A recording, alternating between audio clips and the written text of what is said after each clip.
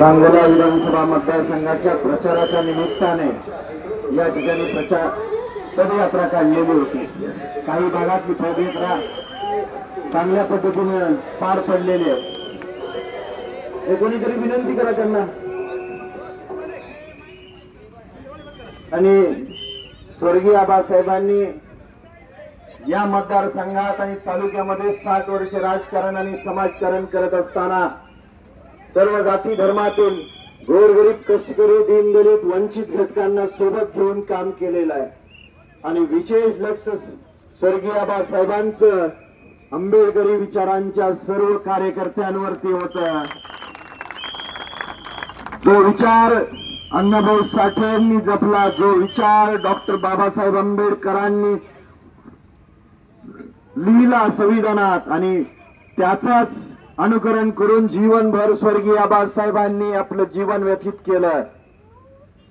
या तालुक्यामध्ये मागच्या 8-10 दिवसापासून एक विचित्र विचार डोक्यावर काढतोय।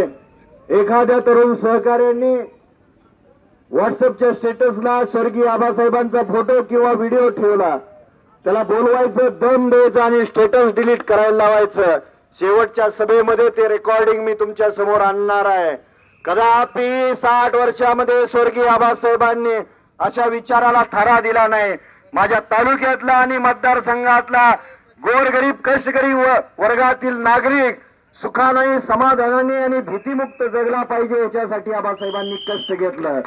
आणि पुढच्या 5 दिवसात या तालुक्यात प्रत्येक ठिकाणी अशी दडपशाहीची आणि गुंडगिरीची भाषा केली जाईल। मतदानाच्या दिवशी सुद्धा बूथवर भांडणे काढली जातील।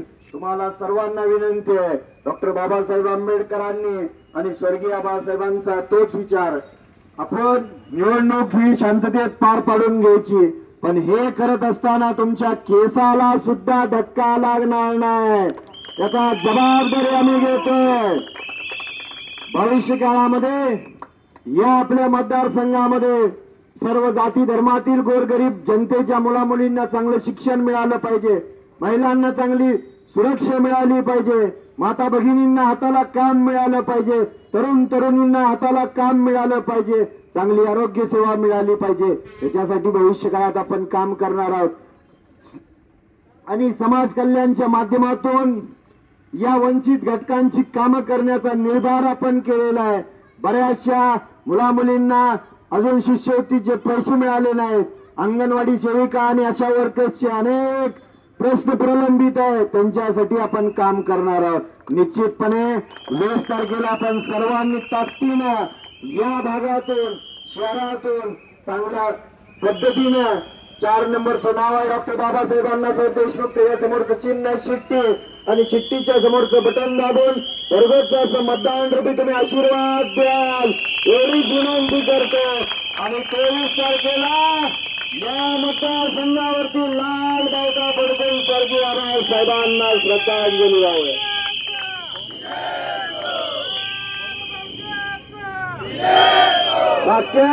मागच्या 60 वर्षात आबासाहेबांनी ज्या पद्धतीने काम केलं, आंबेडकरी विचार टिकवण्यासाठी, तळागाळात रुजवण्यासाठी कष्ट घेतलं, त्याच पद्धतीने भविष्य काळामध्ये हा निळा झेंडा आणि लाल झेंडा सोबत राहून आपण राजकारण आणि समाजकारण करूया हा विश्वास देतो। तुम्ही 3 तासापासून प्रचाराच्या या पदयात्रेमध्ये चालत फिरला, तुमच्या स्टॅमिनाला खरंच दाद दिली पाहिजे। एवढ्या चांगल्या पद्धतीने तुम्ही सर्वांनी प्रचार केला। तुम्हा सर्वांचं या ठिकाणी उपस्थित असलेल्या सर्व नेते मंडळींचं तुमचं अंतःकरणपूर्वक आभार मानतो। आणि बऱ्याचशा लोकांनी आपल्याला मदत केलेली आहे, तुम्हा सर्वांना विश्वासात घेऊनच भविष्य काळात काम करू एवढा विश्वास देतो।